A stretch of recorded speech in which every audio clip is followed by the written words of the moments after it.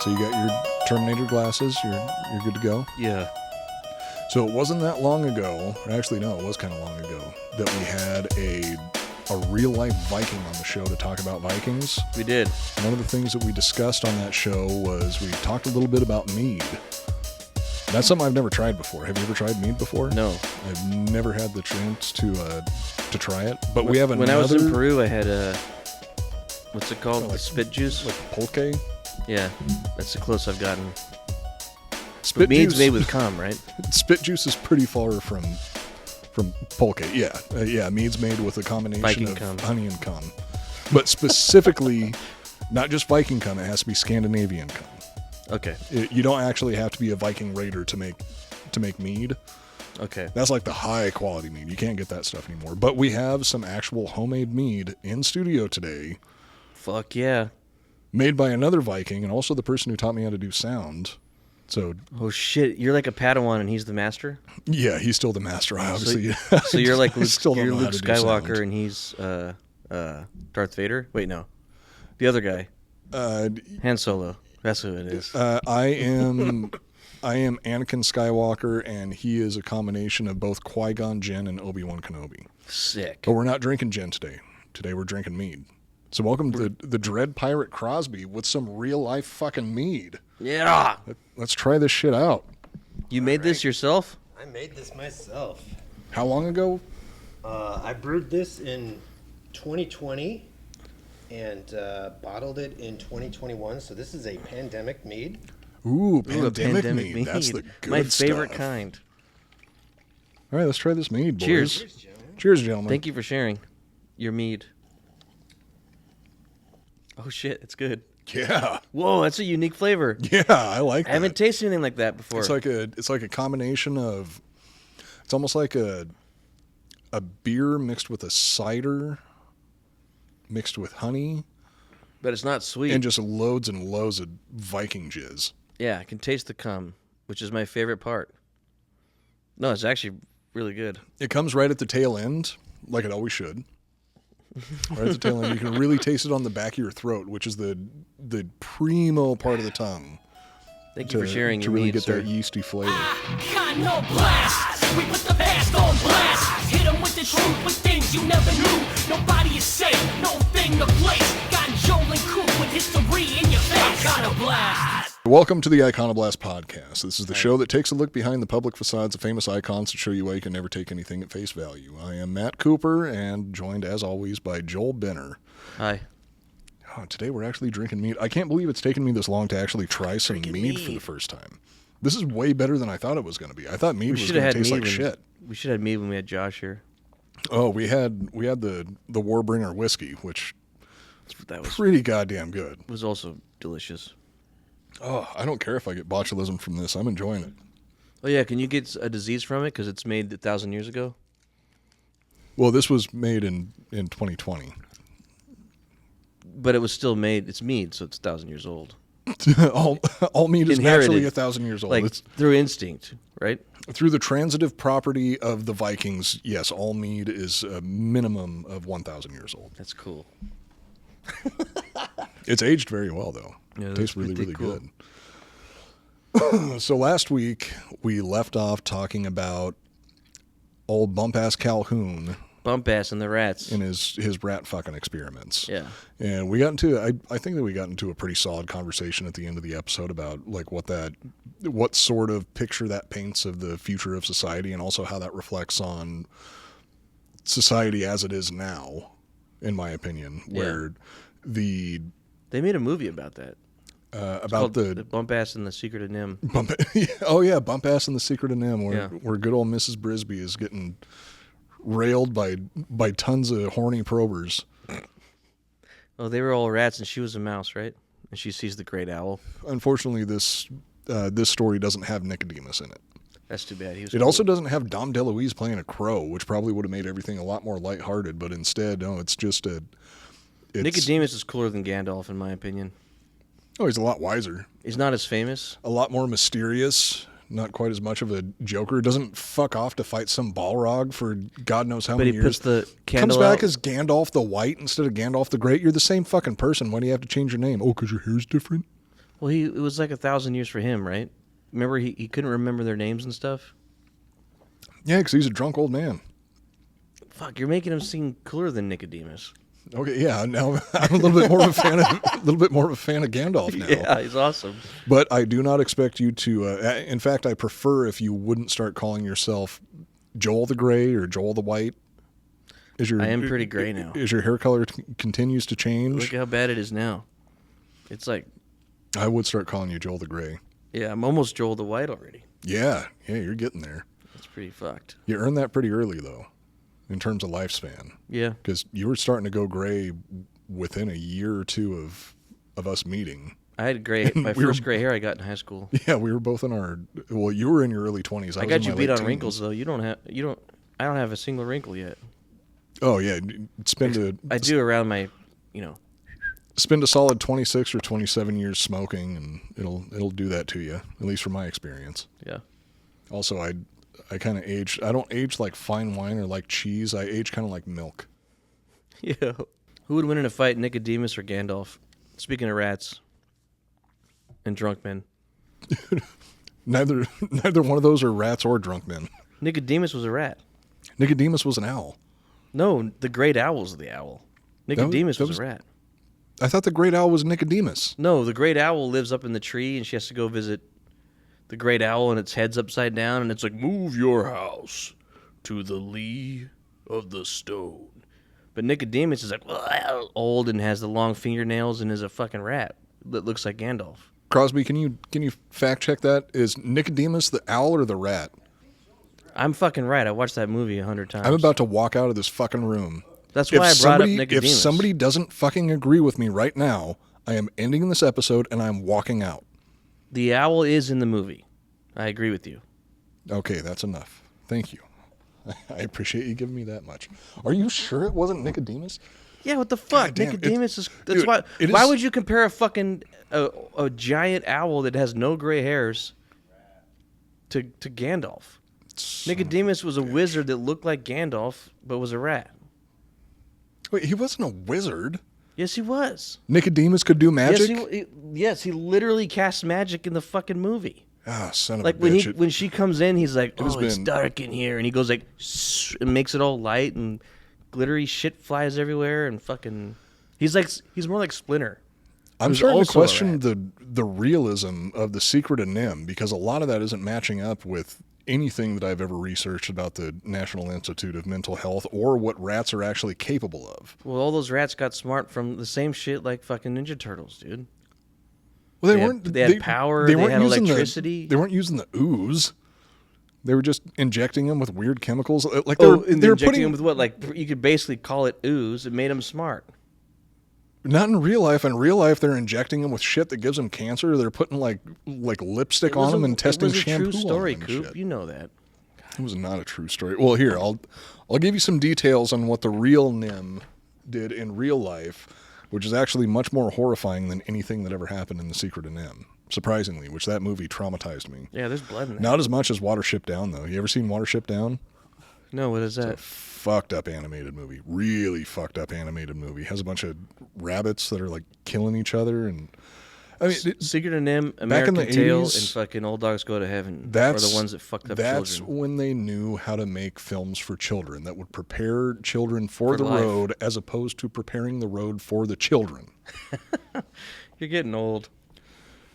Oh yeah, I am.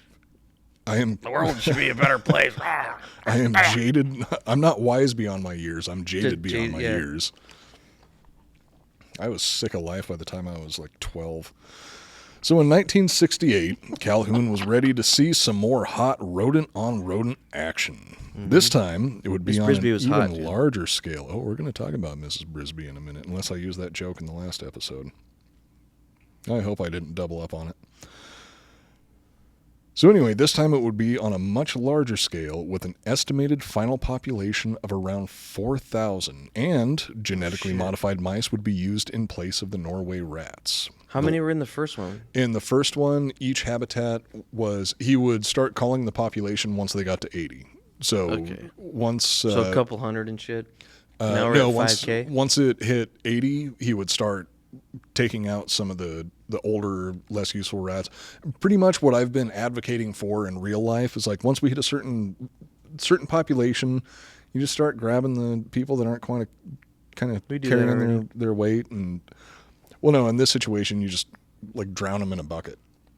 Just get it over with quick. Don't let nature take care of it. Just do it yourself. Quietus should be a real thing. Quietus should be a real thing. I wholeheartedly believe that. Children of Men reference. It's similar to a Robert Heinlein story that I absolutely love. Actually, much better than, in terms of the novel, much better than Starship Troopers, because I was not a fan of the Starship Troopers novel. I know. The novel was kind of boring.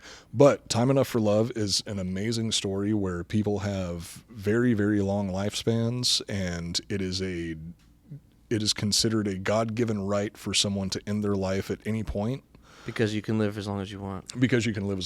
But that's cool. You don't have a certain amount of time that you have to be around. It's just like you say, I'm kind of bored of this shit. And you just give you a nice little peaceful trip to the afterlife. Little dirt nap. So the lab mice that they were using in place of the Norway rats were more resistant to disease, plus they were smaller, so Calhoun could cram more rodents into his sexy sex dungeon. That already relates, if we're trying to compare like the last episode, that already relates to now. People are trying to be smaller with plastic surgery, getting fucking all kinds of shit done so they stay small. Women are getting smaller, men are getting bigger. Fatter. Everybody's getting shit. Well, in some situations, yes. The ideal has gotten a lot smaller. The real part of it, phones are smaller. On average, has gotten larger. Calhoun built this heaven on earth for mice in a facility owned by the National Institute of Mental Health, also known as Nimh. And if that sounds familiar, that's because this is the same institute in the 1982 animated film The Secret of Nimh, which is kind of funny that we started the episode off talking about that. Luckily for the children of the 80s, the cartoon didn't take much inspiration from the real Nimh or Calhoun himself. If it had, the film would have been 82 minutes of Mrs. Brisby getting railed by a series of aggressive fuckboys and then eating her newborn children. Well, that's happening in the laboratory. So that was what, like a deleted scene from The Secret of Nimh? No, you don't remember the movie at all. No, I haven't watched The Secret of Nimh since I think his name is Justin. Probably like 10 years old. The rat named Justin. So you're talking about Jeremy? Is it Jeremy? I think it's a little baby rat that gets everyone to escape, or a chunk of the rats. They're literally in a laboratory being tortured and raped and murdered and killed all day long every day, and they're in prison, and it's awful.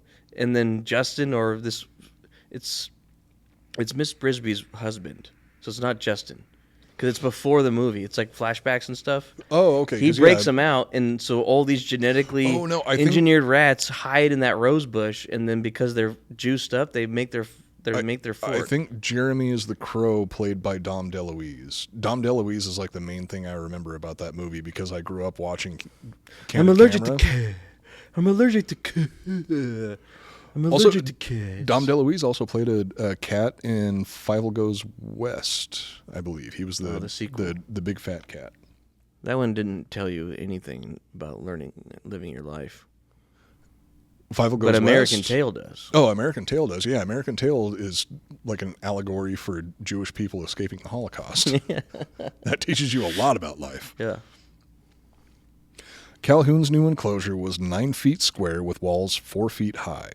Like the last experiment, the mice had access to unlimited food, water, nesting materials, and shelter, but this time, instead of dividing the enclosure into separate habitats, Calhoun placed no boundaries between the different areas. I'm sorry, I'm still caught on The Secret of Nimh. Can we do a bonus episode where because we just did 2 episodes on rats, we should do a bonus episode where we do and watch... third episode where we just talk about The Secret of Nimh? No, we just watch the movie as a bonus episode. A watch along of the Secret of Nimh. So you could see that Nicodemus is a rat, and you could see that they're being tortured and raped. I believe that Nicodemus was a rat. I think that it was a bad choice to name him Nicodemus. I think Nicodemus would have been a better name for the Great Owl. But I wasn't a coked up executive back in the 80s producing children's films that were traumatizing. What's Lee of the Stone mean? Lee of the Stone? Yeah. That's what the owl tells her to do. Move your house to the lee of the stone. Is it like the back of the stone? Crosby has an answer. So a lee is an area where if the wind is blowing and there's a wall, the lee is the area where the wind wind is not. The Lee is the Okay. area where the wind's not affecting it, is what Crosby just said to us, in case you couldn't hear I it. would believe him. I would too. So I mean- the Lee I mean, of the look at stone him. is the part of the stone where there's no wind hitting it. But in the case in the movie, it's the side of the stone that won't get fucking run over by the plow. So it'd be I guess you could extrapolate that into being the protected side of a barrier. The protected side of a barrier. Would you agree with that? Close enough? Okay, if Crosby agrees, I agree. Okay, same here. I'm fucking hammered off this meat. This is strong. It's Oh, so stronger. this is- It doesn't taste that strong, and now I feel fucked up. Thank you. See, this is working real well with my Scandinavian blood. I'm feeling good. Yeah, I love this shit. So to describe the enclosure that Calhoun was using for his For this next experiment, which is much worse than the last one. it was on a larger scale. It very similar, but it was on a larger scale. So there were more living creatures suffering, and it gave more opportunities for all of these like pathological mindsets to really manifest. Okay. Can I ask you one more question before we get into it, and then I'll shut the fuck up for a little bit? Sure, you're going to anyway. You might as Bump well. ass? Bump ass. What the fuck got him into this? Because that was the shit that was bothering me the whole last episode, was like, how do you end up making fucking rat houses and rat societies and shit? Like, could you imagine yourself ever wanting to do that? Like, that's... What the fuck? It just bothers me. Joel, you've known me for 20 years. You can answer that question. You wouldn't do it. I wouldn't do it if I knew that it was going to cause suffering. If I didn't know it was going to cause knew. suffering, but I was curious about where it was going to go. Like if I was curious about it, yeah, I'd set something up like this. I just don't give a shit about watching rodents fuck. Well, that's what I was going to say. You wouldn't, because you don't give a shit. Yeah. Why did he care so much about making a... I'm just wondering if there's So- I want to know the backstory of Bump Ass. That's Realistically, it was because he was an ethologist. Like that was what he was trained in. His specialty was studying the behavior of animals. So all. Okay, well that gives By- it more context. by I just thought he was some using- jackass in college who was like, I'm going to make rats live together. I want to watch a bunch of rats fucking kill each other. With a name like Bump Ass, Take you kind that, of need to know a Dad. little back history. Told me I was never going anywhere. No, realistically, it was because he was an ethologist and he was studying the behaviors of animals. And I think also he was looking for something that he could pull from to kind of get some more information about human interactions as well, like the sociological interactions that we go through on a day-to-day basis with back in this was time. his This purpose is when, the same as yours for the episode? Like his purpose for doing these experiments was to compare them to humans, or was he just wanting to know some weird shit? My purpose for doing this episode is to have a decent excuse to get a paycheck getting drunk with friends. Yeah, That's my but you also excuse want to for every compare. You episode, want to though. compare the experiments to human life. Well, that's what made me interested in this is 'Cause it's so how similar. how similar it was. But that wasn't And his goal, or we don't know. I don't think that it I mean, like Bump was. Ass, who fucking knows the? I don't fuck think that it was explicitly stated that was his goal. Is I'm going to put these mice in a situation and see what happens, so I can compare that to human society. I think those were just observations made along the way.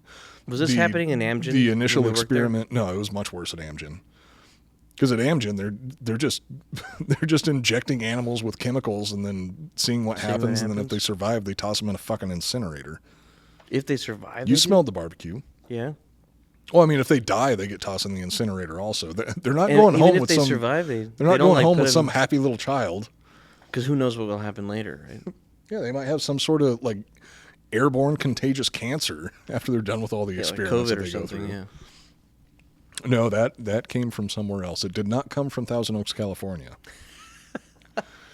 But I don't think that his initial goal was to find something that he could compare to human society. I think that his goal was he was studying the behavior of animals, and he wanted to see what happened to a type of animal that lived in a colony once a colony became too densely populated. And then it just so happened that there were certain comparisons that he was able to draw between, a colony of mice or a colony of rats and similar things that have happened in human society, and it continued to happen in human society, because when he was carrying out these experiments, this was back when city life was really, really starting to boom, and people were starting to notice that this is weird. There were certain issues that come along with these densely packed cities, because where there have been cities before. You live in Austin? No, not Austin. If he lived in Austin, he would have been too busy cloning sheep, growing out his man bun, and talking about his tech startup, or lying about the amount of money that he makes. Yeah. Hey, Cross, could I get a little shot of that mead? Oh my God! Are we allowed to ask for more? This stuff. Isn't it expensive or something? I mean, no disrespect. This stuff is going down so smooth. I have to have more. Yeah, I literally have like 30 gallons of this in my storage unit. Crosby, thank you so much. This is going to be a shit show episode, and that's what we need. We haven't had one in a while. Appreciate it. What are you talking about? They're all shit shows for me. Okay, so you didn't actually just ferment your own piss in a bottle, right? Yeah. He was giggling. I knew that's why. He was I don't give a fuck if it was actually cum and piss. It tastes good and it makes me drunk. I knew that I recognized. I don't give a shit where also. It comes from. I don't care if it came from a bunch of ground up rats from a laboratory. That was my shitty attempt at a segue. What do you think? It worked, because we're gonna get back into talking about a bunch of rats eating each other to death in a laboratory. Can I ask you something? I figure you're going to. Go ahead. We've been talking about this since episode 3. So, Maid Marian, you don't want to fuck the Fox version. What about Miss Brisby? No, I don't want to fuck Miss Brisby. You didn't think she was cute, though, at all? No. Yeah, you did. No, because she doesn't. They even have scenes where every rat wants to fuck her. Okay, yeah, those are... Rats and mice are much more similar. Yeah, but when you're a kid, you have an imagination. Humans. You're like, oh, maybe I'm Justin, the fucking cool security guard rat. Maybe I can fuck Miss Brisby. I can have an imagination as much as I want if the... So if you imagine you were a rat... Hang on, if the target of my affection does not have the parts that I'm attracted to, I'm not going to be into it. She has a vagina and a butthole. There are so many things in the world that have vaginas and buttholes, Coop, and there are so few of them that I actually want to fuck. Let's just go full imagination. If you were a rat, would you think that Miss Brisby was hot? Come on. Just go into reality. You're a kid again. Okay, all right. Leave reality, not go into reality. Reality sucks. All right, here we go. No, trust me, I try to get out of it as You don't often try as I hard can. enough. This is why life is so hard. You don't even pretend at all anymore. Well, yeah, because I'm almost 40 years old, and it surprises me that you are 40 years old, and you still can do it. I wouldn't fuck Miss Brisby. Don't rub I'd that make in my love face. I don't have an imagination angel. She is anymore. wife material. She's the perfect woman. She takes care of her kids, her family. Okay, yeah. And she's a perfect wife. And all the other rats want to fuck her. So she's perfect. That makes her hot. So yes. If you're a rat, you'd want to fuck her. I am neither a rat nor a mouse.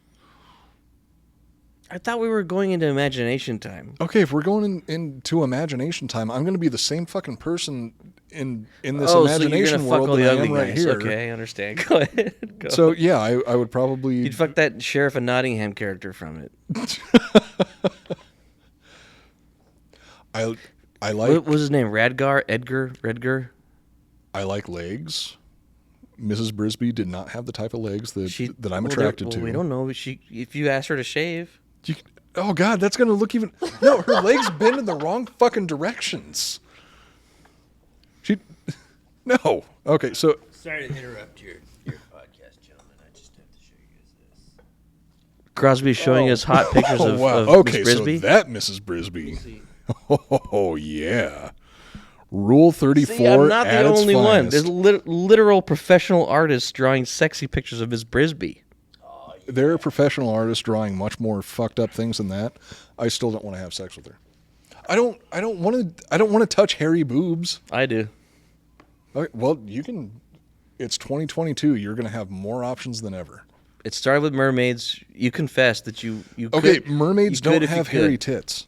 I know. It's going to take time. It took 90 episodes. It's going to take another 90, and pretty soon you're going to fuck a rat. I'll shut up. I'm sorry.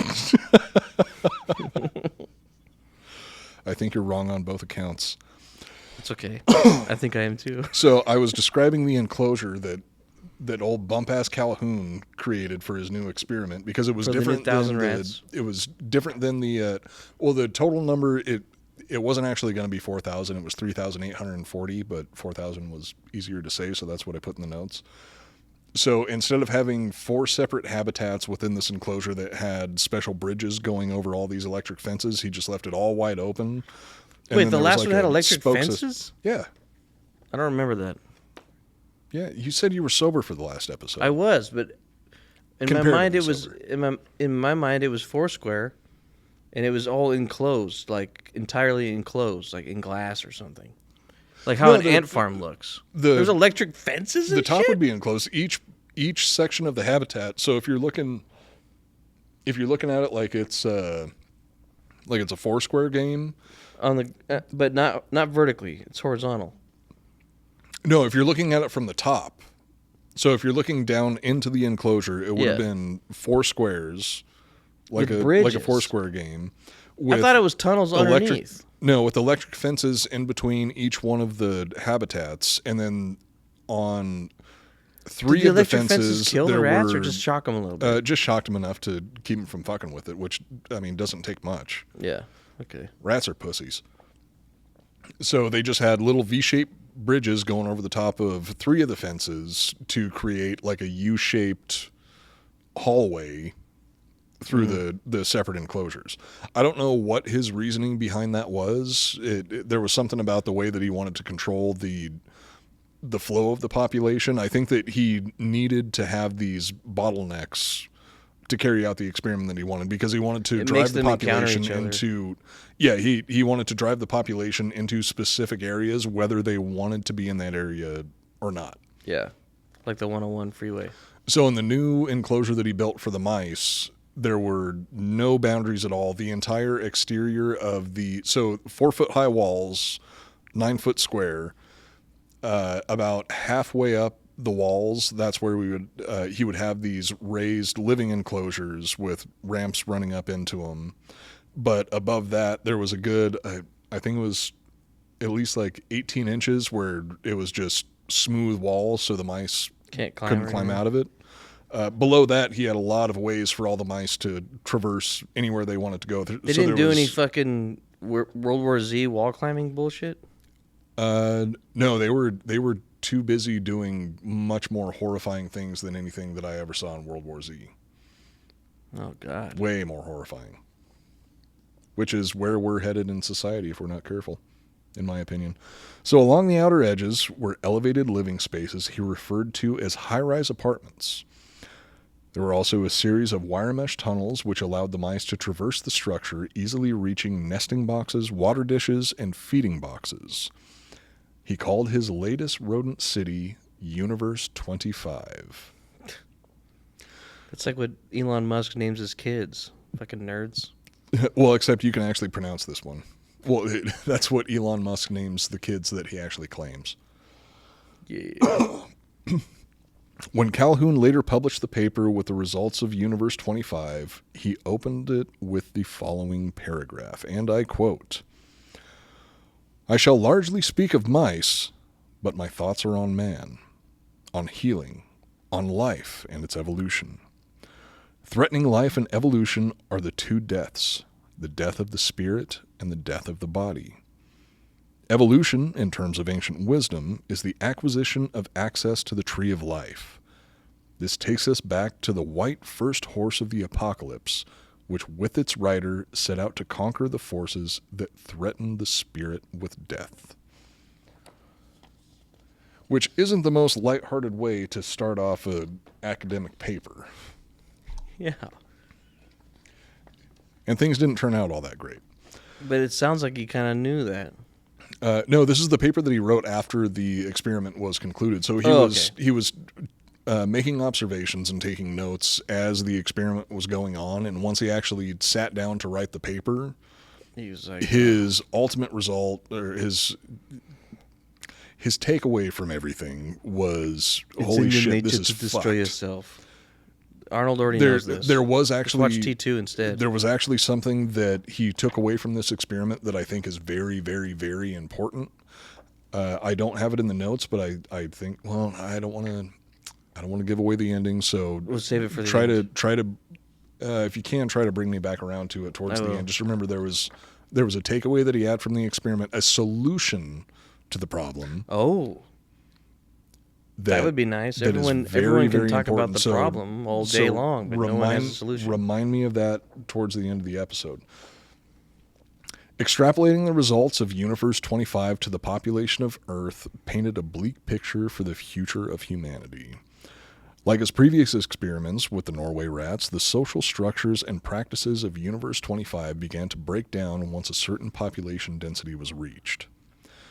As it had been with the Norway rats, the first phase of the experiment, roughly 100 days, was rife with turmoil as the mice determined the hierarchy and carved out their territory.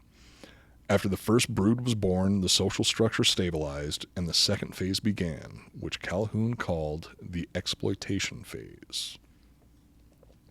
During the exploitation phase, the population boomed. Every 50 to 55 days, the number of mice would double, packing them even more densely in the enclosure. This continued for nearly a year before the birth rate began to plateau, and Calhoun's old friend, behavioral sink, reared its ugly head. This marked the beginning of what he called the stagnation phase. There are 4 phases in total. The first phase was I think he called it the exploration phase. It was phase A, B, C, and D. Yeah. Phase B was the exploitation phase. Phase C is the stagnation phase. And we'll find out what phase D is coming up here pretty soon. In like 50 more years. In real life, it's going to be much sooner than that. I say roughly, close. I'd say about 25 years, and unless something changes. Calhoun had influenced the feeding behavior of the Norway rats in his previous experiment, causing them to develop more social feeding habits. I was about to say behaviors, but habits was written here, and I'd combine the two into habits. That's cute. This time, no such measures were taken, but the mice still developed the same behaviors, choosing to eat in groups and refusing to eat if they were alone. Without Instagram, the mice had no other way to show their peers how fancy their dinner looked unless they were there to see it in person. I think that's a really interesting takeaway, or a really interesting result from the experiment overall, that in the previous experiment with the Norway rats, he actually set up a feeding system where they were forced to spend more time feeding. Right. But in this, he took no such measures. The ultimate result was the same. Once the population density reached a certain point, the mice got to where they would refuse to eat unless they had other mice around them. And they also, despite having multiple other areas that they could feed in, they all congregated around certain feeding dishes. Like Altogether. they were the popular spots. They were the hot Where restaurants. the cool kids hang out. That's yeah. where all the cool kids went. Those were the places where they I'm knew getting that so they were creeped gonna, out right now. All of these experiments that Calhoun carried out made me so worried about the fact that as humans we consider ourselves to be so separated from animals, We're not. and So we definitely consciousness was a are not. Consciousness is a good thing. I believe that consciousness is a good think it's thing not. if we can turn it into something else. Right now we're in this middle phase where we are still completely, whether we realize it or consciousness not, made us all we edgelords. are heavily driven by our instincts, but we think that we're not. And that makes it very dangerous because we think that we're above what animals do But we're doing without the exact realizing same that thing. we are doing the exact same fucking thing Just worse. with more power, with way more power, much wider influence. So we can have a colony of ants go through the same process that that humans are going through, the same process that any colony structure goes through once it reaches a certain... More power is not a good thing. That's a bad thing. Because power no, without it- perception is spiritually useless and therefore of no true value. It's absolutely a bad thing because there's no other life form on Earth that has the ability to flip the fuck out and literally destroy the planet. We Yeah. could kill every single life form on Earth outside of some of the life, like tube worms that live down in the Marianas Trench around the volcanic vents, and the weird shrimp that live around there. Like we can launch a nuclear war tomorrow at Kill the whim everything. of some psychotic despot and wipe out the entire Earth. Yeah. Like all surface life forms just completely fucking gone. Except for cockroaches. Except, I think cockroaches, All mammals. surprisingly, rats might possibly survive.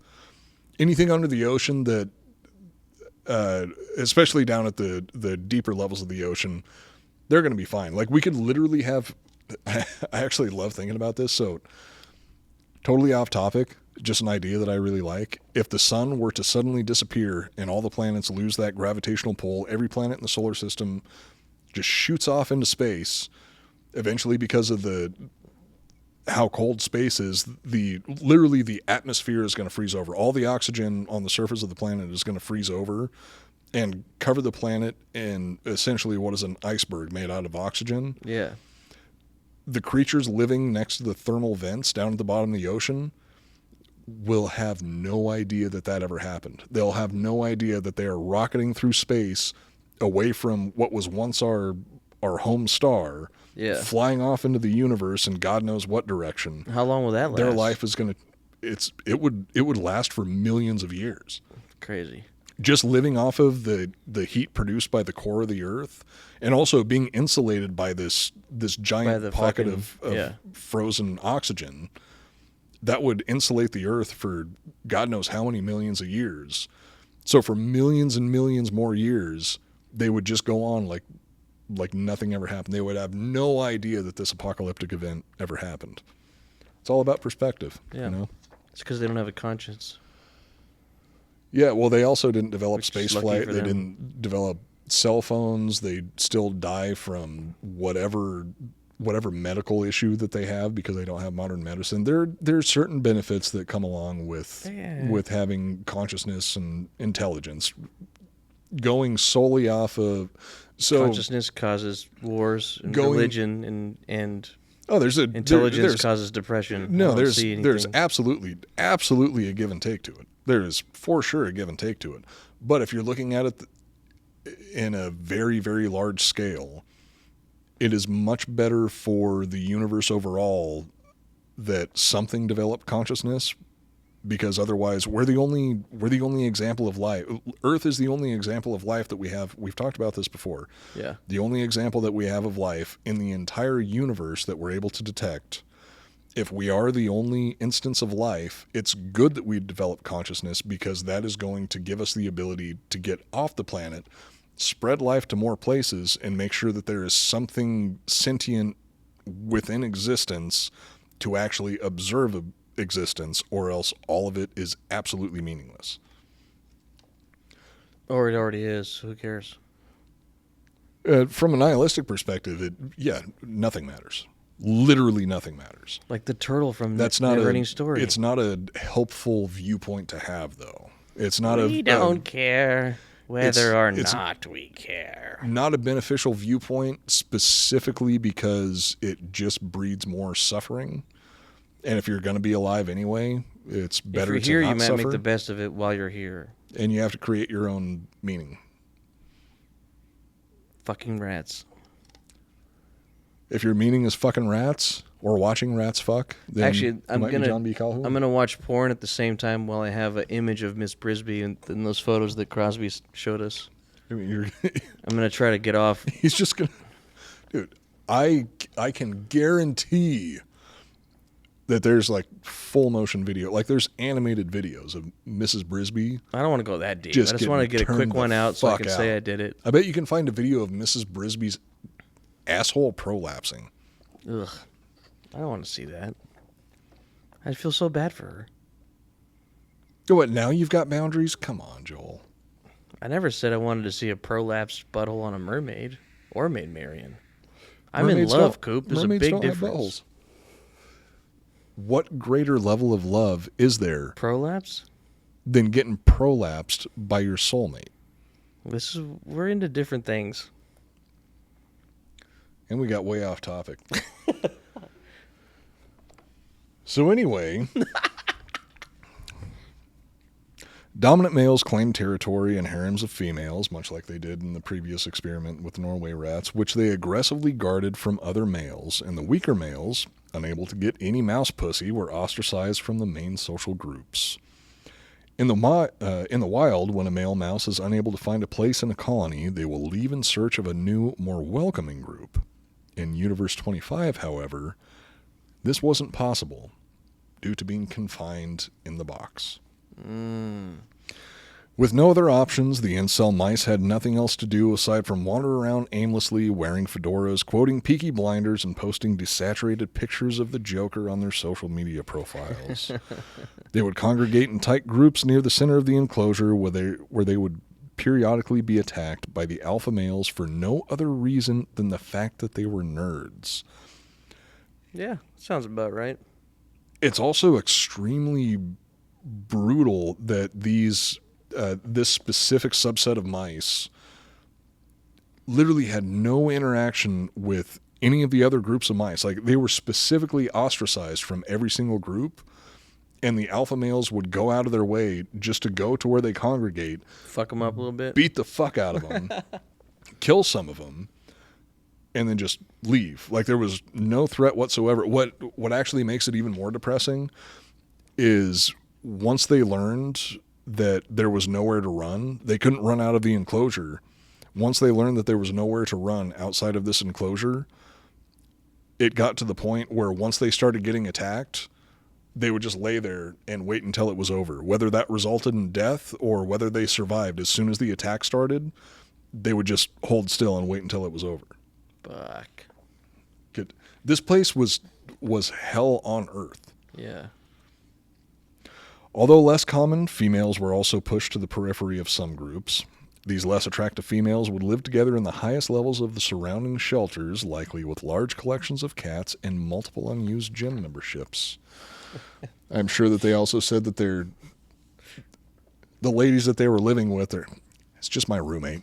We've been living together for 20 years now. It's just my roommate. Mm-hmm.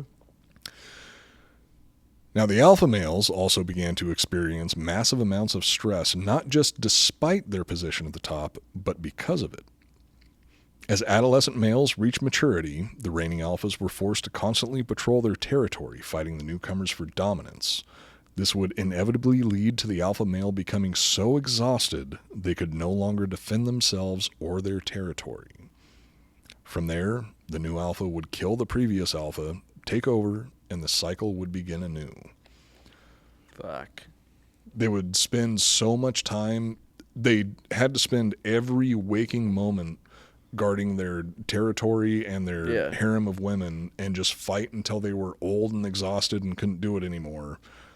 Then just wait for a young upstart to come in and kill him and take over the territory. That's crazy.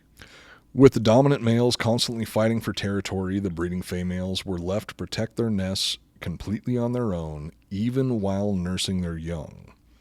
This made the females much more aggressive than they would have been in a healthy colony, and the heightened aggression often led to the nursing young. The heightened aggression would often be turned on the nursing young, either killing them or driving them from the nest where they would starve to death. Shit, they couldn't tell the difference between their own kids and the enemy. I'm not sure if it was as much of a conscious decision that they couldn't tell the difference between an invader or their own children. Yeah. To survive, they had to be aggressive. So from a young age, I think that on a very, very small scale, and on a very short-term scale, evolution was playing out where the less aggressive mice were being weeded out to a certain degree. So the females that were growing to maturity, even over this short time span, which I think the whole experiment lasted like just a little over 3 years. Fuck. In that amount of time, the only ones that were going to be able to survive to adulthood. How many generations is that for a rat? Like rats live like Oh God, for mice, that would be a couple of years. that would be a handful of generations. There must have been at least like They were living short lives because of the hell they were in, right? rough guesstimate. I would say it would probably be like 9 to 10 generations. In 3 years? They don't live. I had a all rat long. that lasted like 6 years. Well, was it constantly getting, No. having And it wasn't trains fucking run either. on it or fighting for its life every single day? No. Maybe it wasn't 9 or 10 generations. I'm not good at estimating things They like grow that. quick though, like our little baby rat's like full grown in like they'll 6 months. Yeah, they'll grow to maturity pretty fast. So in terms of generations, I'd still say that on the low end it must have been. Were there any like old 7, bucks that made it the 8 whole way through? generations. No, with the amount of time that the experiment was going on, and as violent as things got, and as corrupt and pathological as everything was. There wasn't one maybe? Like someone like Thrall or No, something? there's a very interesting turn coming up here that we're just about to find out about. Okay. Much like the rats, the female mice began to make less and less effective nests, leaving the newborns unprotected. The females also prioritized social interactions over child rearing, sometimes even abandoning nests full of babies as if they forgot they even existed. Unlike the rats, these mice didn't focus on parties and plastic surgery, but instead sought out high-powered positions in male-dominated fields, promising themselves that one day they would settle down and finally have a family. Starting around day number 560, the final phase of the experiment began. Calhoun called this the death phase. This phase was characterized by an entire generation of young that had been abandoned by their mothers and forced to raise themselves. This caused them to not develop the social skills needed to continue thriving in a colony. And these are the mouse equivalents of furries, otherkin, and Naruto fans. At this point, birth rates had already been on the decline. Each subsequent generation of females had fewer babies, and infant mortality was on the rise. The females of the death phase, having been abandoned by their own mothers, continued the trend by having fewer babies and abandoning those that they did give birth to. The population of Universe 25 collapsed. It was from this final generation that one of the most interesting groups arose. Calhoun called them the beautiful ones. The beautiful ones. The beautiful ones. Shit. These mice never engaged in mating and never got in any fights, leaving them as the only mice without any scars and wounds all over their bodies. Their daily lives involved staying at home, eating, drinking, sleeping, and grooming themselves obsessively, which is similar to my daily life. Sans the grooming standards. I really think the beautiful ones are the most interesting outcome because to me they just completely checked out of society and turned all of their focus into themselves, but not in a they didn't have the mental capacity to do that in a productive manner. So all they were doing was... Well, they're just ignoring the whole colony. Just, they're like, that's just trees. Yeah, they essentially weren't even part of the colony anymore. Calhoun even described them as having, like, immaculate fur. The reason that he called them the beautiful ones was because no scars, immaculate fur, very well fed. They knew that they had access to food, water, anything that they needed, as long as they didn't interact with any of the other mice socially. So all they had to do was mind their own business, keep themselves groomed because they had nothing else to do aside from groom themselves. They didn't even have that much purpose, which is fucking depressing. The only thing they had going for them is every day I'm going to wake up, I'm going to eat some food, I'm going to groom myself, I'm going to go to sleep. I'm going to wake up, eat some food, groom myself, go to sleep. It's a very depressing existence. But they were the most beautiful of all of the mice because they didn't interact with anything. Around 1,000 days into the experiment, the last mice with reproductive instincts aged out of their fertile years. That's something else that was losing popularity as the experiment continued, was the drive for self-preservation, for reproducing, for caring for new generations. That eventually got completely bred out of the entire colony of mice to where they weren't even fucking anymore. They all turned into the beautiful ones. Whoa. They were either so violent and so self-centered that all they would do is fight and eat, kill, or all they would do is eat and groom themselves. Whoa, that's fucking weird. It got so fucked up that they wouldn't even have sex anymore. And the colony collapsed because nobody cared about, like, none of the mice cared about anything. They had literally lost their instinct to care about any of this stuff. Over like 3-4 generations, just gone. Yeah, over the course of it was 1,000 days into the experiment. That's just over 3 years. Whoa. So, or no, that's under 3 years. Yeah. So less than 3 years into the experiment, they had completely lost their instincts just because everything was so densely packed and they had no way to expand. They had nothing to worry, like no existential threats. They created their own existential threats. Right, that killing their own kids and fighting each other. And they lost all meaning to life. This scares the shit out of me. Yeah, it's like, fucking disturbing, dude. Like, I don't even know what to say. Horrifying idea. That's like something you have to think about for a while. With nobody fucking or taking care of babies, the inhabitants of Universe 25 began to die off without replenishing their numbers. Calhoun allowed the remaining mice to live out their violent, neurotic lives and went on to finish his paper. He ended the document with this paragraph, and I quote, "For an animal so complex as man, there is no logical reason why a comparable sequence of events should not also lead to species extinction.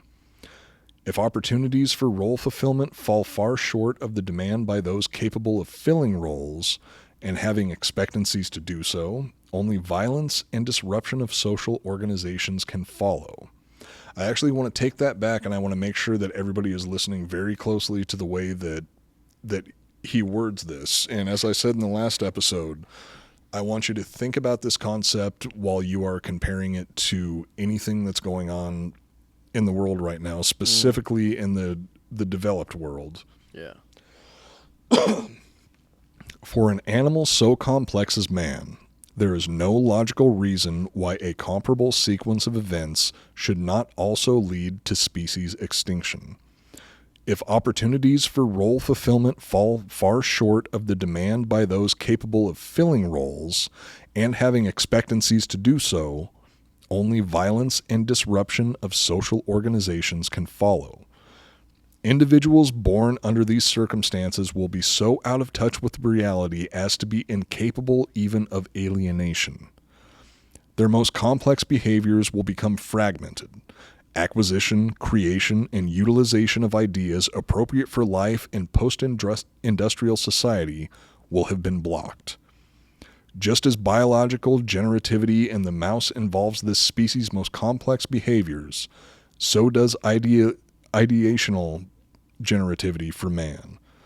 Loss of these respective complex behaviors means the death of the species. End quote. Short version, we need space travel as soon as possible.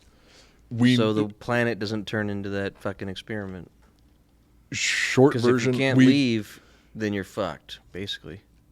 There's a different level to that also, where we have a lot of space to expand on the planet, and we also have the means to feed as many people as we need to if we can surpass. Even for a long time, the general the general consensus is the population will most likely grow up until we hit around, if I'm remembering the figures correctly, the population will most likely grow up until we hit around 13 billion people. And then it's going to drop down, and we're probably going to level off between like 10 and 12 billion people, where we're going to hit behavioral sink. Once we hit behavioral sink, I don't think that there's any turning back. And in my opinion, we're already seeing the beginnings of it. We're already seeing the beginnings of the consequences of having such... the internet has exacerbated this problem in the sense that we have inadvertently condensed our population much more than it ever would have been if we didn't have this mass communication system where suddenly everybody in the world is part of our same tribe. Or we have access to the thoughts and the ideas of everybody in the world. Not trapped. Like VR and social media, you can be anywhere you want on your phone, but you're still actually just stuck in your nest. So VR, augmented reality, things like that might help assuage the problem slightly. Overall, the problem is not going to be solved until we somehow go beyond our natural programming. Because this is... No, I meant the opposite. I meant social media, VR, augmented reality and stuff is going to get us closer to this cap, because instead of doing something about it, there's too many people around, instead of being like, I'm going to leave, you stay, because you can just put on your VR goggles or play on your phone. You can put up with a lot more and condense even more, because you have all these ways to get away without actually getting away. There's a theory about another theory about the end of society or the end of humanity. That is, the rough idea is we're able to create a form of virtual reality that's indistinguishable from actual reality, but we're able to make it much more rewarding than actual reality is. There's not going to be any reason for anyone to step outside of that system, even if they starve to death while they're within that system.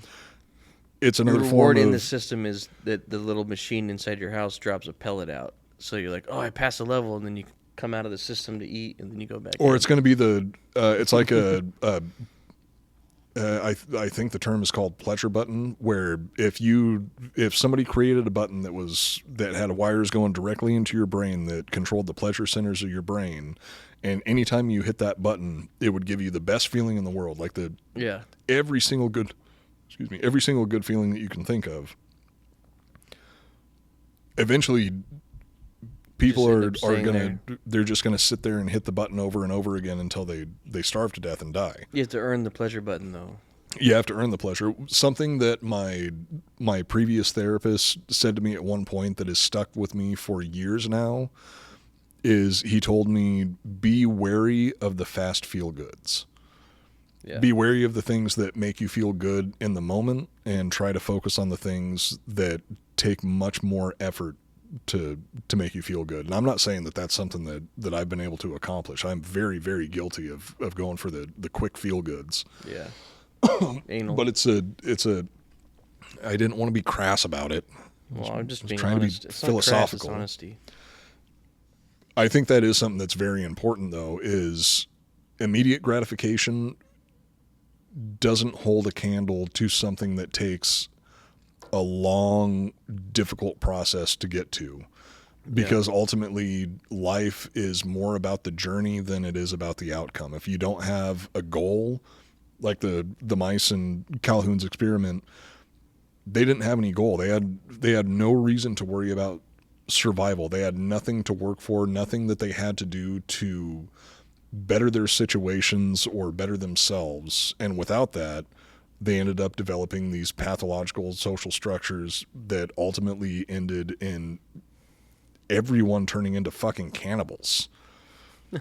That's the insane part. It's like they were committing unnecessary cannibalism in these experiments also. The mice that would get killed in fights, or the babies that would be killed, or the babies that would die from neglect, they'd eat them. Other mice, and even with the Norway rat experiments, they would commit cannibalism with no need. They had food available. I have that. I feel that it's instinctual. Well, I think that's more of a I want to be a cannibal. that's more of a passion than like a it's an interest. It's maybe a fetish to a certain degree, more than it is like an actual mental deficiency that you have. That may be there also. I'm just throwing it out there. Did you just compliment me? That was nice of you. No, I didn't want to. That's why I threw that last little caveat in there. That's real sweet of you. I do wholeheartedly believe that this is another one of the inevitable consequences of the way that evolution has formed the minds of any living creature. Yeah. Where if we don't have that existential threat, that existential struggle, I think humans do have a bit of a leg up in that situation because we have an imagination. Because one of the solutions that Calhoun found towards the end of his career, Calhoun found what he believed to be the solution to behavioral sink. And you know what it was? It was creativity. It was art. If he gave the mice, and later experiment, Universe 25 wasn't his last experiment. Universe 25 was his most consequential experiment, but after that he started trying to find solutions to behavioral He turned mice into painters. And that's what he found, is he found that if he gave the mice some means of adding creativity into their life, where they had to do something that took some thought to get the food, that actually solved behavioral sink. It gave them this creative outlet that allowed the colonies to continue to thrive. Yeah, we have that, so it's going to take some time. That's what humans... We're not trapped. That's the biggest flaw in the experiment from my perspective, is we're not trapped. You sort of are, but like literally anybody can leave anywhere and go anywhere. Oh, in terms of humans? Yeah. I was thinking about that too when I was going through. For now, until the world is covered, then you can't. See, that's the thing. I was thinking about the same thing, that humans aren't trapped. We are, though. We don't have walls around us, but what do you do when you get fed up with your social circle? The fact that if you leave, you're going to lose everything that you had up until that point. That is a certain form of a wall for a lot of people. It's not real, though. I mean, it's not. You can break through it. Those rats had no. In those situations, yeah, you can. But it's similar to like cult mentalities. The reason people have such a hard time leaving a cult, is because if they leave that cult, they're going to lose everything that they knew, everything that they believed in, everyone that they care about. That is a form of confinement in a situation like that. Any sort of city, any sort of community, anything like that, that's also a form of confinement, because most humans are fully capable of, if they really, really want to, and they really want to learn the skills, and they're really serious about getting out of whatever it is that they're in, you can go off into the middle of nowhere and find a nice spot to settle down, set up a homestead, learn how to live off the land, farm all of your own resources. You're going to give up, pretty much every aspect of modern society that you've grown to be comfortable with. Right. But you can escape that. Giving up all of that stuff and going out and being on your own and having very, very little to no social interaction, that's another form of confinement. We don't have the actual physical walls around us, but there are the change that fixes everything. So you leave. It's like us coming here. We were trapped over there for a while, and we come here. You feel trapped again. You can move again. It's when you are stuck in one spot and you can't leave. I think it's a cycle. It's like life and death. Same thing. You have to kind of keep moving around every 20 years or something. Well, that's more of a modern thing to move around that much, and I think that's sort of a result of. Well, if you go to I think isn't it? Maybe I'm wrong on this, but it's always seemed like the goal is You move into a city, you work hard, you make a shit ton of money, and then you leave the city and settle down somewhere safe that you can live at for the rest of your life. I know that's my goal. That's not everybody else's But I goal. think that's in general the modern human cycle. Like you have to go somewhere to make money. It's usually a city, or where there's a lot of people, where there's a lot of work, or which is also another form of boundaries. yeah. But they're all still breakable. That experiment, there was no boundaries you could break. Everything was set, no matter what. It's like if you had to take a job that was like, all right, we're gonna put you on a spaceship for 10 years. There's no way to leave. And then you're gonna go fucking insane. I guess to carry out the experiment to completion, Calhoun should have given the mice access to like Etsy, OnlyFans, Amazon. No, there should have been a dropshipping, cliff they could jump off of. or a way to commit suicide. Yeah, or like they don't know what it is. Like all the food and water is all inside their place, but there was this one tunnel that was scary, dark, and terrifying, and smelled bad. And if you went through it, you'd drop down, you'd probably break your legs, but then you were free. But no one knew. But rats would probably lose their mind enough, and once in a while, the part of the population, a percentage, would be jumping out of that Holy fucking shit! hole.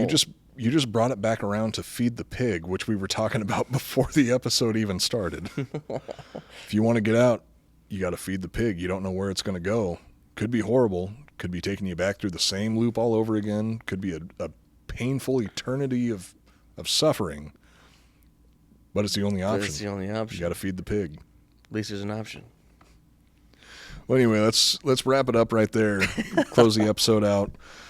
I haven't decided what we're going to be talking about next week, but I do know that we are going to have a bonus episode happening later this week, where we're going to be Watching Secret of Nimh? well, no, we're going to be delving into some mental health stuff.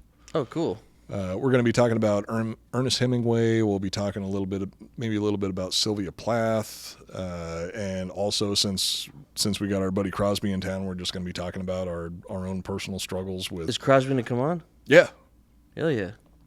yeah, that's what he came out here for. Oh, fuck yeah. I didn't know that. So yeah, it's going to be a fun. Well, I told you about it. Was I drunk? Probably. I think we both were. But Crosby reminded me about it multiple times over the course of the last couple of weeks, so that's why I remember. So yeah, we're gonna have a bonus episode coming up that's specifically dedicated to not just crazy people throughout history, but the reason that we're crazy also, and the way that we've dealt with it, and how it feels. I don't even really think that it's something that we should be using to look for solutions. It's more just sharing experiences and talking And about just other being people like, that have this gone is through the how same it is. thing. Because the amount Can we drink of meat on that show too? Oh yeah, Cool. holy shit. Well, we finished half the bottle. We'll have to save the other half of the bottle for the next episode. Because goddamn, Crosby, this shit's good. Yeah. Well done, sir. Very well done. I love it. Next official episode. Don't know what the topic's going to be yet. Got a couple in mind. Not sure which one I'm gonna finish out. But yeah, bonus episode is going to be about mental health and crazy people throughout history. Crazy people talking about crazy people. I think that'll be the topic, the title of the episode. I like that. For now, you can follow us on Instagram at Iconoblast Podcast. You can follow me at Coop Nukem. You can follow Joel at Joel R. Benner. Join us on the Drinking Bros History channel on YouTube every Monday night at 9 p.m. Central Standard Time. Yeah. The only time zone that matters. I disagree. Yeah, I disagree too. Joel and I are always in the live chat, answering questions, talking shit, making dick jokes, primarily. Dick and fart jokes. Dick and fart jokes. That's kind of the name of the game here. Also, we're also on another podcast called Jesse Weisman's Crime Crime Corner. Yeah. New episode just dropped tonight. By the time this episode comes out, it's going to be about a week old. A few days old, yeah. About a week old. We're talking about. So the episode that just dropped was about Carrie Stainer, or no, We did it Tim was about Hennis, Steven and Stainer. we did Steven Stainer.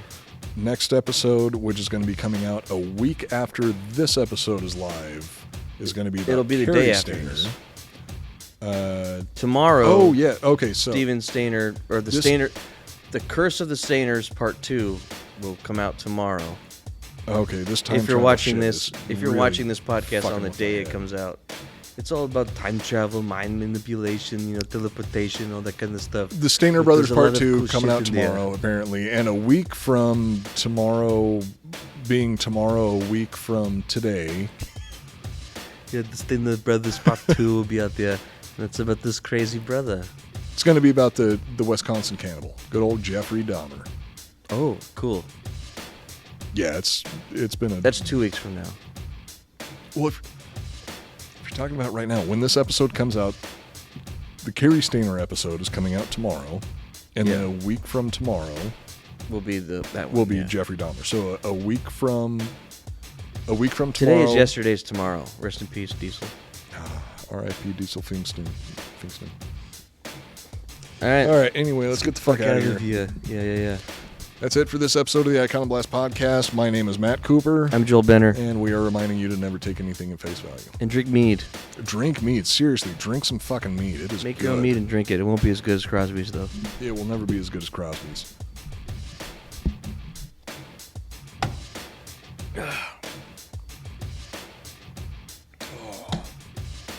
You want to fuck? A rat? I want to go raid Lindisfarne Abbey. I gotta piss so bad. Let's go piss. Let's go piss on some dead monks.